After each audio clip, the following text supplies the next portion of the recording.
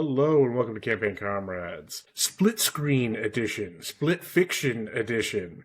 It is Split Andrew game. and I. Yes, we've split off from the other two comrades. We recently finished playing Hazelight Studios' new game, Split Fiction, and decided to come back to you all with our thoughts, our kind of review, our overall impressions of the game after it took us about a month of scattered playtime, and I think it was about like 13 hours around there. I don't remember exactly offhand. I have it written down somewhere, which I think was about on par with how long It Takes Two took. Maybe it's a couple hours longer. It Takes Two was like around a 12 hour mark, I think. I played it with Matt. Yeah, I think my playtime was right around the 10 to 12 hour mark on It Takes Two. Yeah, this is the follow up to It Takes Two from Hazelight Studios, the creative vision of the notorious game director Josef Fares, who is one of the cockiest. Kind of you would normally call him a bullshit artist, right? But like he just gives that air, right? But he walks the talk, He does. He does. You're exactly right. I watched like some of his press interviews, particularly the one where he's talking about how the like woke criticisms are bullshit, and he definitely does give off that like kind of bullshit artist vibe. I think that's a pretty good description of the aura he brings. Yeah, but like you can do that when you're putting out banger after banger, and being essentially the sole the standard bearer for couch co-op gameplay. Granted, you and I played it online co-op, but still, it is, even in its online capacity, it is the closest you're going to get to couch co-op, because of that forced split screen. I was gonna say, because it forces the perspective. Like even if you are online, you have that co-op perspective. And hey, with my headphones on, it's like you're next to me. There's no difference.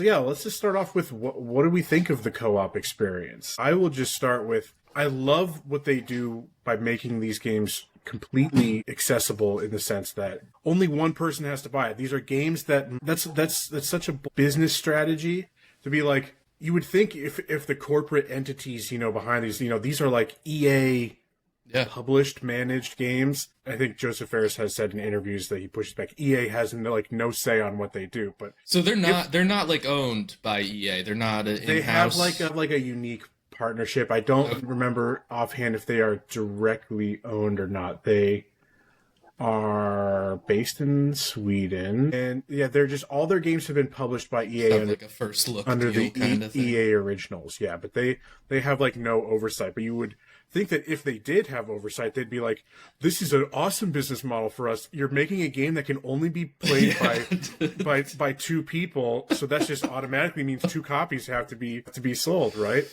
Doubling our user base. But they're like, fuck that. No, only one person has to buy it. The other person can just use the friend pass, which you can download for free. And I love that model. I think it's great. It encourages so much goodwill to, explore these type of experiences, which we don't get that much anymore. Yeah, I think that surprised me that they kept that after the success of It Takes Two. I kind of figured they would be forced to scrap that idea for the very reasons you said by EA. So I was pleasantly surprised that they kept that intact. And like, you see, I mean, so many of these games that essentially are a forced multiplayer experience, but if you don't have friends to play with, you get a bot or you get some rando. And if they offered a similar sort of arrangement, that would be such a boon, I think, to gaming as a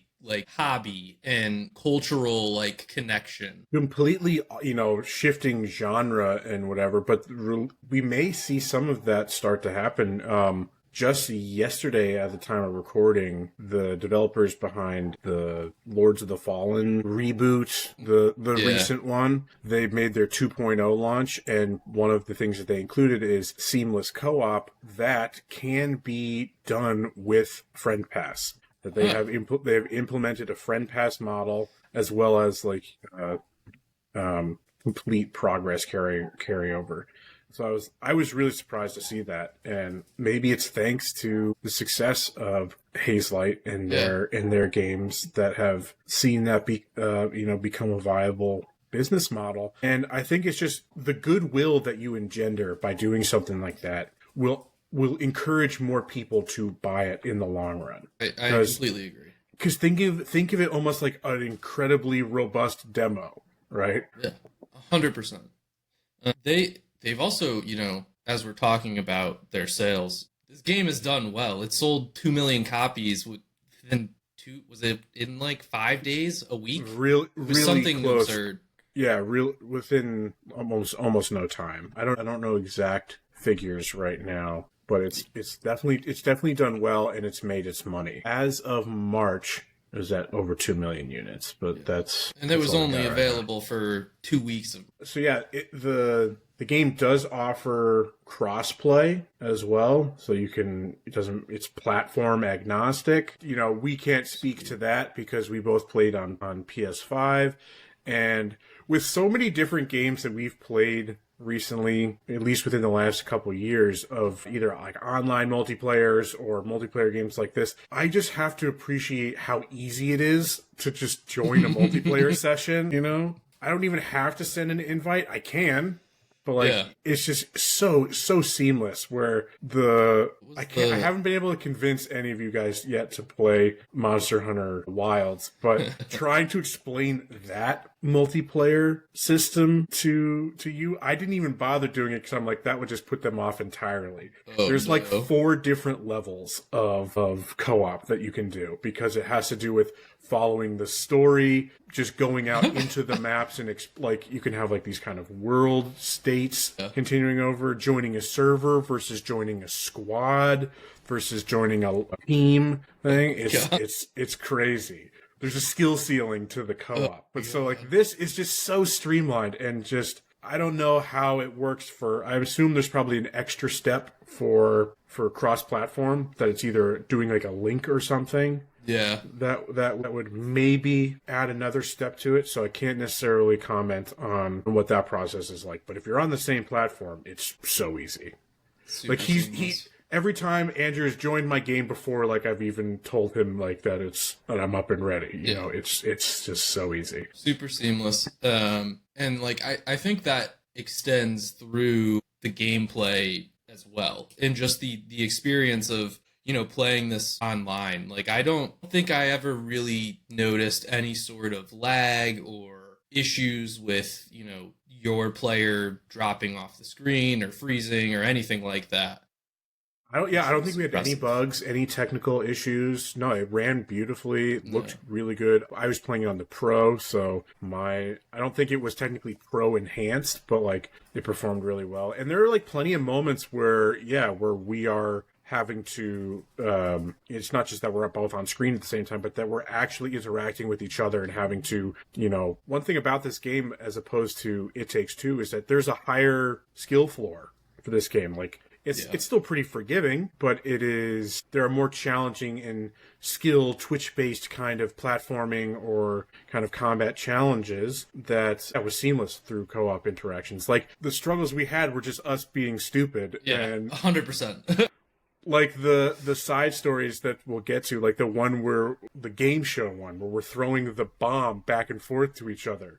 Like once we got the rhythm down, it was seamless. But that was us. That was on us, not the game. The game was perfectly responsive for all that. So yeah, on a technical state worked. And it was, we already mentioned it. It was, at first I was like, do I like having the split screen there the whole time? Do I like that on my big TV, I've now kind of have to lean to the right so that I'm, only like centered on my piece of the screen. But for some of these kind of perspective puzzles and twists, it was cool to be able to see what the other person was doing. Except for there are these moments then where it does bring the screens together, that we are both sharing the same perspective, or in some of the coolest sections where we're sharing the same screen, but our perspectives are different based on like the 3D space. Yeah. Like Andrew's character is walking on the walls and I'm on the floor. And so, just the kind of mind twisting visuals of it were always fun. Playing with perspectives in cool ways. Yeah, I initially was kind of disappointed to just have my half of the screen, but not only was it fun to also kind of watch your character while I was playing, but there's at least a couple sections where it's essentially required to get through what you're doing with the puzzle that you're trying to get through, or particularly in that end section, which we'll get to. The end level, it's absolutely required that you have the view of both perspectives, which we'll get into. And yeah, I will say it now, there are spoilers in this video for the ending, which we'll get to shortly, because I think now we'll just transition into our thoughts on gameplay, because really what's left to discuss is gameplay and then story, and has been the case for Hazelight games, at least most recently. Gameplay is far and above the priority. These games are designed as a vehicle for mechanical exploration. It is all about keeping the pace moving through these transitions of abilities, level design, mechanics. So story and writing kind of gets a little bit short shrifted, but it's not the strength of it. Whereas the sheer gameplay variety is what is key to these experiences and what we come for. 100%. And I was thinking about, I didn't initially make this comparison, but this game to me is almost a better version of Astrobot in giving the you different power-ups. Yeah, these new unique abilities each level. You get to experiment with them. You get to kind of master them over a short period of time, and beat a boss, complete the level. And they really nail it. Their ability to make the gameplay across each of these levels and different abilities really engaging, really unique, really well tuned is something that I think is special. Yeah, speaking of the tuning, it's really funny to see how different people, ourselves included, are constantly back and forth. They balance it between the two characters really well, where at different levels or at different times we're like, oh, you have the cool ability, or I have the cool ability, or I wish I could do this, I wish I could do that, or how we would each kind of vibe with our own ability in different ways. That is really cool to see. Like, I was maybe bummed at the dragon level that I had the roly guy, but then when we get to the boss fight, you were doing more management and I was doing the damage. So it was really a fun trade-off there. That. Yeah, I think you highlighted that really well. Because even though when you initially get these powers, there definitely is this immediate, did I get the good one or bad one here? Because there's always one that's cooler, right? I'm still mad that you got the pig that farts rainbows. Yeah, that one is the only one I would say that is objectively cool and better throughout the entire level. But I do think that most of them ultimately reveal to feel equally, or if not equally, just below the amount of fun. It's not like you're missing out. It doesn't feel like you're being shortchanged, once you've actually started to get through these levels with some of these abilities that at the onset might not look super cool. So how they've kind of changed their strategy for pacing in this game from It Takes Two, whereas It Takes Two, I felt that the levels were shorter. There were more levels that were shorter, that you were getting a new mechanic, obviously, each level. There were probably more abilities. I would maybe actually have to look at that, because the point is that the individual levels in Split Fiction last longer, and so you're with the main ability longer, but they keep the pacing brisk and changing through the implementation of the side stories. In that you'll be in, so the whole concept that, we've kind of just, I guess, overlooked is assuming that people, watching this video. The structure. would know what's happening, right? Is that, we are potential authors. One is a writer of fantasy, one's a writer of science fiction. They get mashed together in the thought extraction chamber, and their worlds combine through these glitches. And so you're in a fantasy level. You get to a side story. It's the other character's side story. So the main level will be fantasy, but then the side story will be the sci-fi. And then it'll flip. The next main story mission is sci-fi, and the side stories are fantasy. So there's this constant pace change that helps keep things fresh while allowing the core abilities to kind of sit a little bit longer and let the levels kind of grow in a way that made It Takes Two maybe a little bit more frenetic in a way that things didn't last as long. And I can't think, the only ability that I really remember from It Takes Two is the Diablo level. And there was, that one, you shrink and grow at one point. There's I think you inflate at one point. Josef Fares has inflation fetish confirmed.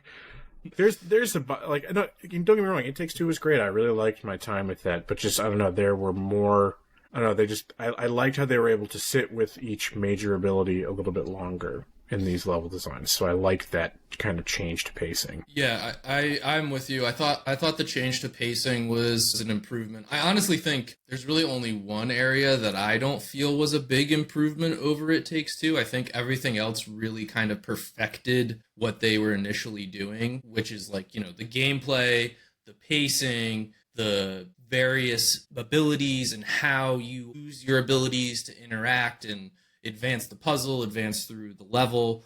I think all of that was a wholesale improvement on what was already great in It Takes Two. The use of the side stories, I think, is such a great way of breaking up these larger levels. It gives you that flavor while still allowing you to kind of go back and continue to master the abilities for that level. And they're also, I liked the varying lengths of the side stories. I thought that was a nice way of doing that too. Some were in depth, and in a lot of other games would just be considered full levels. And then you have ones where you're just literally doing a kite race. Yeah, exactly. It lasts a minute. It's a cool little variety. We'll get to our favorite level power side story in a moment. Were you alluding to the one bit where they kind of?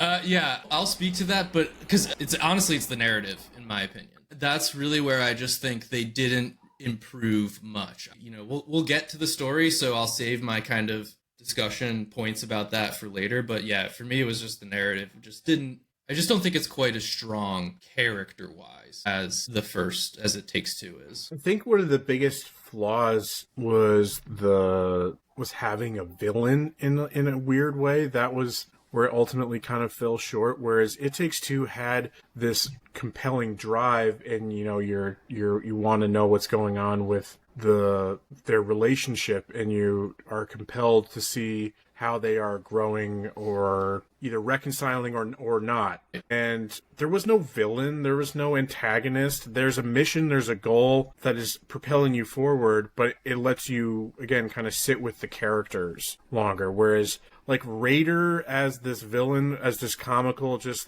I'm literally putting you in the extraction chamber to steal your ideas, to, manipulate you and turn all your stuff into... It's the slopification of content is what Raider represents. And, it's obviously a not subtle at all message that Fares is trying to put forward on his thoughts of, kind of corporate greed and the slopification of AI media. Yeah, just that viewing creativity as purely a source for, kind of profit extraction is, the death of culture.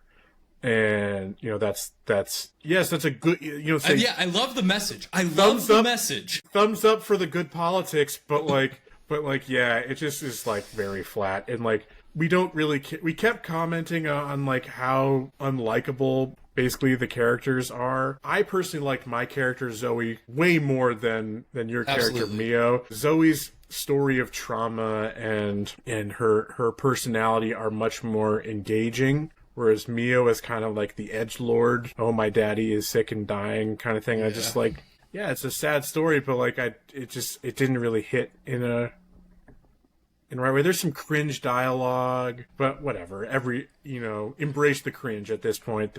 Yeah. The dialogue isn't where it lost points with me. Yeah. Around these characters. It was just like, just how obvious and predictable the plot was. Our favorite thing to do was just as they were doing like this lore trauma dump is just I'm just predicting the plot beat, and like I got them right like 90% of the time. I clocked that Zoe's sister was dead immediately. Immediately. You're like, oh, she's dead. She is already dead. She's been dead for a long time. And it's just like, the characters, their growth as characters, and what the story gives them in terms of their evolution is just, not only is it really cliche and typical stuff, but it's executed flatly, in my opinion. Like, they really didn't bring anything unique to these characters and their paths. They didn't give us really a good reason to emotionally attach to them outside of just their, like, each of their one defining traumas, whatever that is for each character. The one like redeeming bit that I found was that in like the culminating levels, that there are 2 levels, one for each, where you are delving into their subconscious, that like the overcoming of or the embracing of their trauma or whatever is only achieved through the assistance of the other. Them learning to rely not on themselves was the more subtle and well executed element of its messaging that I thought was the most successful part. It doesn't change the fact that like the story set up for those particular traumas were relatively trite and contrived. But I agree. But we prefaced at the beginning of the video, right, that like whatever, that's not what we came here for. Even it's not offensive. Like it's not like it's not. It doesn't ruin it. It's not like it's just not where it shines. That's it. And I think I made this comment while we were playing, how the sound design of it, or the sound mixing, not the design, the sound mixing even encourages you to like not really care, because they know you're playing this with another person. You're talking and joking and bullshitting with the other person throughout the whole time. You're only at best half listening to what is going on here. That they know that that's not what people are coming here for. So to put too much effort into like a story that people are only going to vaguely pay attention to, I don't think would be the right, use of resources. So am I happy that they focused on gameplay over story? Absolutely. This is the right way to allocate your time for this sort of game, without a doubt. Yeah. All right, so just final thoughts in terms of what was your like favorite level, power up, side story, or just like an overall favorite moment. All right, so my favorite moment, I'm going to kind of take a large moment, and I'm just gonna say it's the last level, because what they did with how creative they did it, and what they did is combine your split screen. And so while it's a continuous level that both players can interact with, half of it is in a sci-fi setting and the other half is in a fantasy setting. And you initially start in your own stories, and then it crosses over and you interact on both sides. And it is one of just the coolest side-by-side co-op gaming experiences I've ever had. Immensely fun, immensely creative, immensely impressive from a technical standpoint. It looked great. It was just twisting my brain to try to just to think of things in terms of perspective, like, oh, like I can only interact with this on my side of the level, but I need you to do this on yours to have them kind of meet in the middle. And then when things are spinning and going crazy and perspectives are kind of breaking down, it was just the mind puzzle at work. Just like it was like trying to think in 4 dimensions. Yeah. Right? Yeah, truly trying to think in 4 dimensions. So it was really cool, and I agree that's like a top moment. Again, that's like, it's really hard to beat that. But if I had to think of like one bit that like just had me like almost on the floor dying, was like at the culmination of I think the first major level, where you're on the motorcycle driving, trying to get away from our pursuers. You're driving the motorcycle, like doing some kind of combat, and I'm trying to defuse a bomb through my cell phone, just trying to deal with like captchas and spam calls, and it's like, find the giraffe. There are no giraffes. Apparently, the spam call part was just so good. Trying to read through terms of service, and it was amazing. There is an achievement tied to actually defusing the bomb, like getting through the Hilarious. captures. And that's awesome. There's like a security code you need to know. Like you get texted like a one-time security code, and you gotta type it in on a little fucking touchscreen keyboard. It's insane. I was laughing hysterically because it was another example of where I may have thought like, oh, it's so much cooler to be the one driving the motorcycle, but then here's just me having a meltdown, trying to plug all the things taking a selfie was one of them, right? Yeah. Like, yeah, facial recognition. It was so good. That was like just a singular moment. Yeah, that's a hilarious moment. And then I wanted to shout out an underrated part. I think at least might be underrated, but the pinball section where was one of my just really loved that the way they made that gameplay work. You feel like you're the pinball wizard. It's totally like, as long as you just time it right, it works, but it's immensely satisfying in that section. I mean, and that's where this game, I think, crushes it, is it's not everything you do feels satisfying to. Yeah.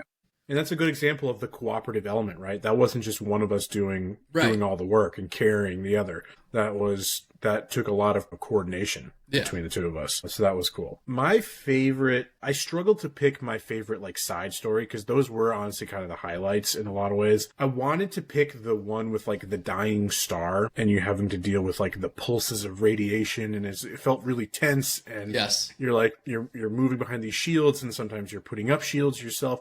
That one was cool and was like a cool aesthetic and like actually had the makings of a cool story idea. But I think my favorite one was the train heist. Was the one with the I was gonna say the same thing. The glider wings were so fun. It just felt so good. But then I feel so bad. I loved the SSX Tricky one. I loved the storybook one. That the storybook was gonna be like my other shout out, just because the art style. From aesthetics alone, it's the top one. But like in terms of like the feel of gameplay, it was just I loved the glider wings. It just felt so smooth and felt great.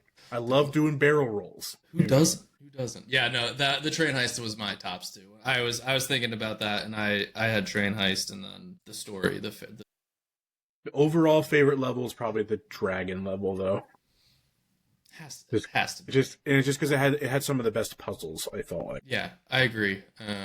Had some of the best puzzles. I think the train heist might actually be a side story. No, it was a side story. No, the train heist was a side story. No, but I think that's within the dragon mission. No, that's pretty early on. That's in the Hopes of Spring. Okay, yeah, it's a relatively early one. The SSX Tricky one is in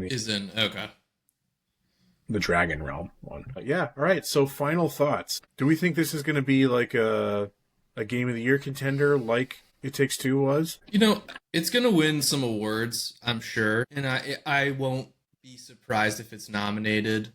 I don't think it's going to win. I think this year's is too stacked with just what's already come out, and we have GTA 6 looming. Yeah. So right. Maybe if that doesn't happen, that again then it becomes more of a possibility. But like Blueprints is out, like people have been going crazy about that game. Everyone's saying that's like the game of the year at this point. It is currently the highest rated game of the year, so yeah. That will go a long way for sure. I think it could get a nomination though. I'm not expecting it to win. It'll definitely win Best Multiplayer. That's no question, in the bag. No question about that. Yeah. No, I enjoyed our time with it. It's always fun to have. It's always fun to have a co-op experience that isn't just fucking another shooter. 100%. That gets A+ in my book. All right, That's been our review of Split Fiction. We will eagerly await what they've got cooking next, because they're already working on something. Those Japanese content creators who were the first to beat the super secret level. Which, have you seen footage of the secret level? No, I need to look it up. People call it laser hell. It's in like the last Mio level. Remember the laser with the laser? You're dealing with the different Yes. laser beams. Yeah. It's in that one, and you got to like punch in a code somewhere in one of the elevators to get to it, and it's crazy. It's insane. Right. There's no way we would have been able to do it, even if we found it. There's no way we would have been able to do it. And yeah, so like, who knows? Maybe those people, since they've gone or will be going to Sweden to see footage of their latest game, that they'll leak something, and we'll see what's going on. Because Josef Fares is already hyping up that this next one is going to be the best that they've ever made. So oh yeah, I believe him. I'm bought. He so far lives up to his own hype, so we have no reason not to believe him at this point. All right, so we will be, we'll be reporting whenever we know more on that one. Until next time, we will see ya. Bye-bye. Bye.